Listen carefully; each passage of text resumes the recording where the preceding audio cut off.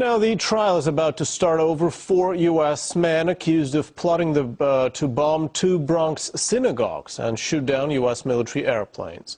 The men face 8 charges, including conspiracy to use weapons of mass destruction and to acquire and use anti-aircraft missiles. We can now cross live to our Washington, D.C. studio, where Priya Sridhar is with the investigative journalist Webster Tarpley. Now, Priya, looks like these 4 men are facing accusations on many fronts.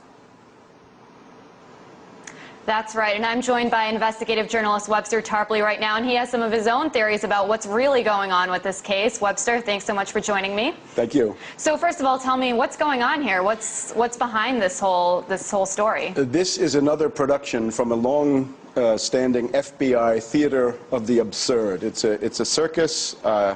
It's something that we've seen again and again.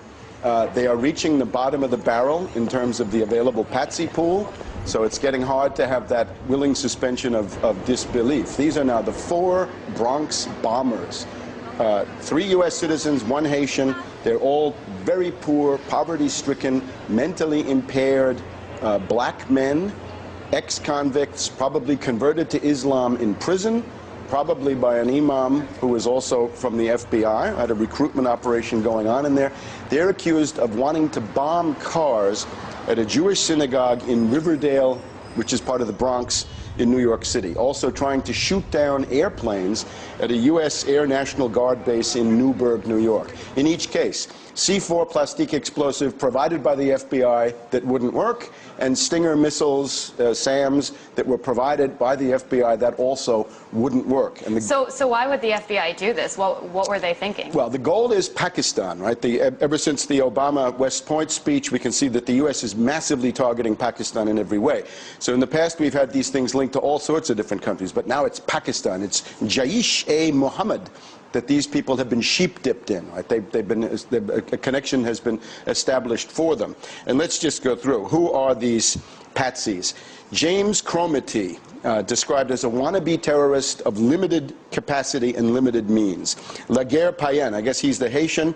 This is, according to his own lawyer, mentally challenged, taking medicine for schizophrenia, a low borderline IQ, in other words, a moron. Right. Of the other 2, one is a purse snatcher, one of them was stupefied on marijuana the day of the big attack. And so how could, targeting cars outside of a synagogue, tell me the connection between that and Pakistan? Well, because you're going to whip up tremendous hysteria, Islamophobia, but not the Bush-style Islamophobia against Iran or Iraq or whatever that was, but now it's got to be directed against Pakistan, and that's the connection that they've created. The way they did this was the FBI provocateur involved is a guy called Maqsood. His real name, I think, Shahid Hussein, variously described as fishy and creepy. So he comes on the scene. These poor guys have just been released from prison. They're destitute. He comes on the scene with money, jobs, cell phones, computers, rent money, money to buy dinner, and he tells the principal, Patsy Cromity, brother, whatever you need, you're going to get from me. So it's really an open and shut case. According to the Associated Press, these people are amateurs.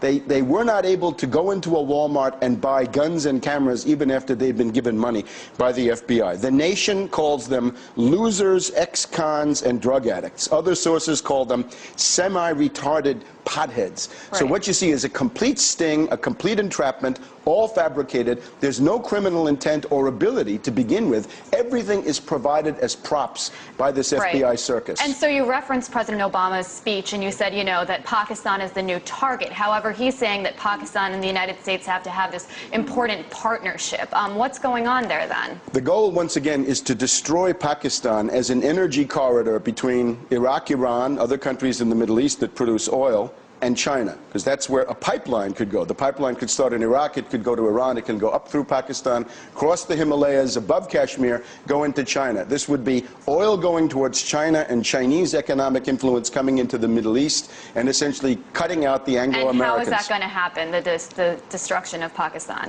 The idea is to provoke a civil war. In other words, take the existing civil war inside Afghanistan and massively export it.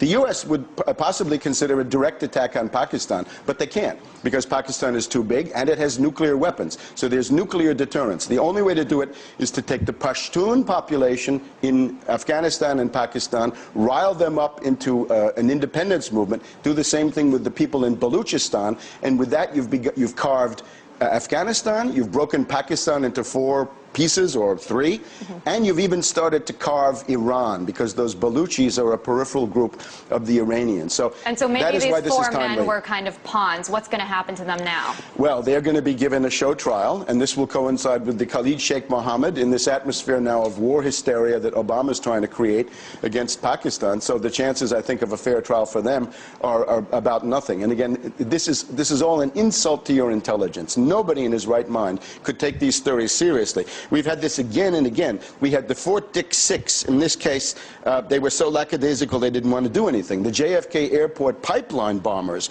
led by a sad sack who sold incense in the streets. His means of livelihood was to get small change out of payphones. The Liberty City 7 in Miami, Haitians who were also dirt poor, mentally impaired. So again and again, the same story.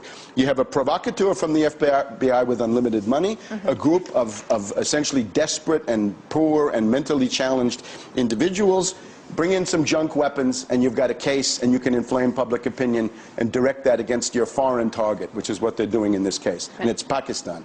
Thank you so much, Mr. Tarpley. Well, we'll certainly be keeping you updated on that case, but for now, it's back to you guys in Moscow.